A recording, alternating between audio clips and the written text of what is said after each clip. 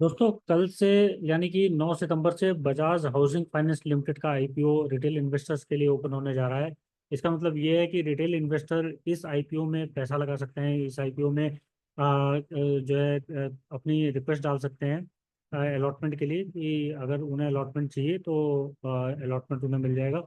लेकिन क्या इस आईपीओ में पैसा लगाना चाहिए? इस आईपीओ का ये आईपीओ आपके लिए सस्ता है या महंगा, और ये कैसे जाने? तो ये हम जानेंगे आज के इस वीडियो में। और साथ ही हम ये भी जानेंगे कि बजाज हाउसिंग फाइनेंस लिमिटेड के पीएस कौन से हैं अभी, जो हाल ही में ऐसे कौन से पीएस हैं जो बजाज हाउसिंग फाइनेंस लिमिटेड के आईपीओ को टक्कर देते हैं, उनके नंबर्स उससे बेटर हैं। तो जब भी आप किसी भी आईपीओ में पैसा लगाएं, आप ये जरूर देखें कि आईपीओ महंगा है या सस्ता।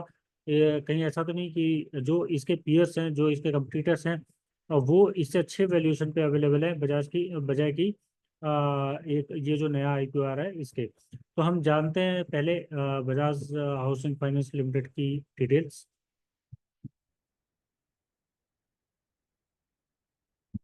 तो दोस्तों देखिए, इसका हम आईपीओ का या आईपीओ के नंबर्स हम पहले देख लेते हैं। देखिए आईपीओ का जो साइज है 6,560 करोड़ रुपए। तो 6,560 करोड़ रुपए का इसका जो है आईपीओ का साइज है, और जिसमें प्राइस बैंड जो है 66 to 70। तो 70 रुपीज़ आपको पर शेयर मिलने वाला है इसमें। अप्रोक्सीमेटली आपको अगर एक शेयर अगर अलॉटमेंट होता है तो 70 रुपीज़ पर शेयर के हिसाब से आपको अलॉटमेंट होगी। जिसमें एंकर साइज 1,757 करोड़ रुपए है। और इसके एंकर्स भी अच्छे हैं। तो एंकर्स की अगर हम बात करें तो यहाँ पे गवर्नमेंट ऑफ सिंगापुर और HDFC mutual fund, net worth fund और कैपिटल ग्रुप, तो इसके एंकर्स तो अच्छे हैं। तो उनके लिए 1,757 करोड़, और इसका आई थिंक पूरा एंकर का साइज इसका भर चुका है। और उसके बाद अगर इसका हम पी देखें तो देखिए पी अभी अवेलेबल नहीं है, इसलिए पी का हमें पता नहीं चल पाएगा। लेकिन अर्निंग पर शेयर इसका जो है 2.61 2.6 रुपीज। तो 2 रुपये 60 पैसे इसका जो है पर शेयर की अर्निंग है। अगर इसका एक शेयर 70 रुपये का है तो इसकी जो अर्निंग पर शेयर है वो 2.6 रुपीज। और डिविडेंड यील्ड इसका अभी अवेलेबल नहीं है। ROE return on equity 15.20%। मतलब 15.20% इसका जो है रिटर्न ऑन इक्विटी, 100 रुपये की इक्विटी पे 15.20% का इसका रिटर्न है। और पीवी रेशो अगर हम देखें तो 3.2, मतलब ये साथ ही यहाँ पे ओवर वैल्यूएशन स्टॉक दिखता है। 3.21, अगर पीवी रेशो 1 होता है तो ये फेयर वैल्यूएशन होता है। पीवी रेशो अगर 1 से ज़्यादा होता है तो ये ओवर वैल्यूएशन होता है, 1 से कम तो अंडर वैल्यूएशन। तो यहाँ पे आपको ये पीवी रेशो यहाँ पे ओवर वैल्यूएशन होते हुए दिख रहा है 3.2। एनएवी पर share, net net asset value पर शेयर जो है वो 18.2। और सब्सक्रिप्शन स्टेटस अभी आपको आईपीओ कल से ओपन होगा तो आपको ये दिख जाएगा। तो आइए अब हम देख लेते हैं कि इसके जो पीएस हैं अभी मार्केट में, शेयर मार्केट में ऑलरेडी जो लिस्टेड पीएस हैं, उनके क्या नंबर्स हैं। तो उनमें H D F C limited जो है वो टॉप पे है। H D F C limited जिसका जो मार्केट कैप है 5,52,366 करोड़, तो 5 लाख करोड़ के आसपास का इसका मार्केट कैप है। जिसमें इनका पी रेशो जो है वो 18.5, और अर्निंग पर शेयर 120 रुपये पर शेयर का। और यहाँ पे पीबी रेशो देखिए, पीबी यहाँ पे H D F C limited का भी काफ़ी ज़्यादा है 4.1। और डिविडेंड यील्ड 1.18, और return on equity 16.9। Almost Bajaj housing finance limited के सिमिलर आरओई इसका है। आरओई और पीबी हम कहेंगे, पीबी भी अप्रोक्सीमेटली उसी उससे थोड़ा सा ज़्यादा है। तो और मार्केट कैप इतना, तो ये सब मार्केट का सब नंबर 1 प्लेयर है। और वहीं अगर हम L I C housing finance limited जो है वो दूसरी, इसका दूसरा पीयर है जिसका पी रेशो आपको 7.25, मतलब ये बहुत ही सस्ती कंपनी आपको मिल रही है 7.25। और जिसमें अर्निंग पर शेयर 56.33। और पीवी रेशो इसका 0.98, मतलब ये जो है ये अंडर वैल्यूएशन मिल रहा है आपको, अंडर वैल्यूड स्टॉक मिल रहा है, फेयर वैल्यूएशन के पास आसपास मिल रहा है। और वहाँ पे डिविडेंड यील्ड इसका 1.4 है, जो कि H D F C limited से अच्छा है। और आरओई इसका रिटर्न ऑन इक्विटी जो है 15.45% है, जो कि इनसे थोड़ा सा कम है। H D F C limited और बजाज हाउसिंग फाइनेंस लिमिटेड से थोड़ा सा कम। और 25,982 करोड़ रुपए का इसका मार्केट कैप।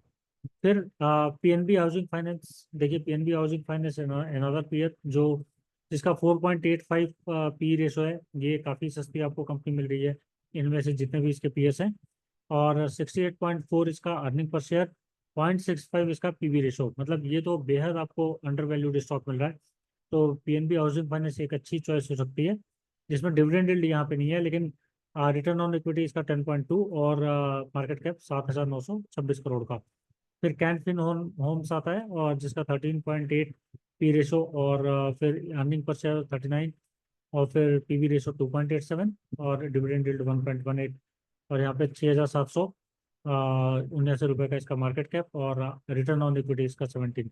आई थिंक इनमें से रिटर्न ऑन इक्विटी इसका बेटर है कैन फिन होम्स का। फिर इंडिया बुल्स आता है 5 के पी रेशो पे 35 earning per share 0.45 PV ratio, मतलब ये भी काफ़ी अंडर वैल्यूड स्टॉक है।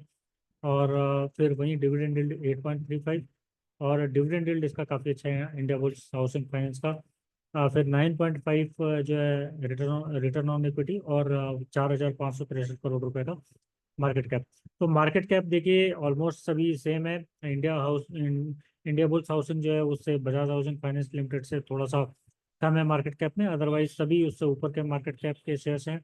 और अगर हम अंडर वैल्यूएशन स्टॉक को देखें तो पीएनबी हाउसिंग फाइनेंस लिमिटेड एक अंडर वैल्यूएशन स्टॉक है, उसके आगे जो कि 4.85 और 0.65 के पीवी रेशो पे आपको अवेलेबल है।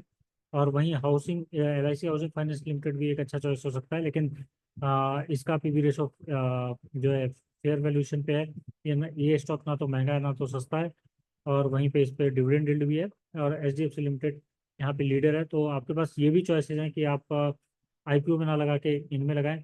तो अब देखिए, अब यहाँ पे अब अगर एक डिसीजन लेना हो कि आपको इस IPO में पैसा लगाना चाहिए या नहीं लगाना चाहिए, तो देखिए शॉर्ट टर्म इन्वेस्टर अगर कोई है तो शॉर्ट टर्म इन्वेस्टर्स के लिए ये एक थोड़ा सा मुश्किल फैसला हो सकता है, क्योंकि शॉर्ट टर्म इन्वेस्टर्स जैसे मार्केट में अभी वोलेटिलिटी दिखती है, तो अभी मार्केट मतलब ग्लोबल प्रेशर की वजह से अच्छा परफॉर्म नहीं कर रहे हैं, तो उससे देखते हुए शॉर्ट टर्म इन्वेस्टर्स के लिए शायद ये एक अच्छा चॉइस ना हो कि उन्हें उन्हें इसमें फ़ायदा होगा, इसकी कोई श्योरिटी नहीं है यहाँ पे कि आपको शॉर्ट टर्म इन्वेस्टमेंट मतलब लिस्टिंग गेन्स आपको मिलेंगे या नहीं। लेकिन अगर लॉन्ग टर्म इन्वेस्टर्स के हिसाब से अगर हम कहें तो इसके एंकर इन्वेस्टर्स इसके मजबूत हैं और एक अच्छी पेरेंट ग्रुप की कंपनी है, तो लॉन्ग टर्म इन्वेस्टर्स के लिए ज़रूर आप इसमें इन्वेस्टमेंट के लिए सोच सकते हैं। लेकिन शॉर्ट टर्म इन्वेस्टमेंट के लिए कुछ कहा नहीं जा सकता कि ये इसकी लिस्टिंग अच्छी हो भी सकती है और नहीं भी हो सकती है मार्केट कंडीशंस को देखते हुए। और जैसे कि अभी ग्रे मार्केट का अगर हम प्रीमियम देखें तो ग्रे मार्केट में भी इसका जो प्राइस चल रहा है वो 52 के आसपास चल रहा है। तो 52 मतलब अगर 52 के आसपास लिस्ट होता है तो आपको यहाँ पे 20 रुपए का नुकसान हो सकता है पर शेयर का। और इसलिए अगर आप लॉन्ग टर्म इन्वेस्टर हैं तो आप डेफिनेटली इस IPO में पैसा लगा सकते हैं। शॉर्ट टर्म इन्वेस्टर्स के लिए आपकी अपनी चॉइस होगी कि आप लगाएं या ना लगाएं। मैंने आपके सामने नंबर्स रख दिए हैं, तो अल्टीमेटली डिसीजन आपको लेना है। इस वीडियो में इतना ही, और इंटरेस्टिंग वीडियोज आपके लिए आते रहेंगे, तब तक के लिए धन्यवाद।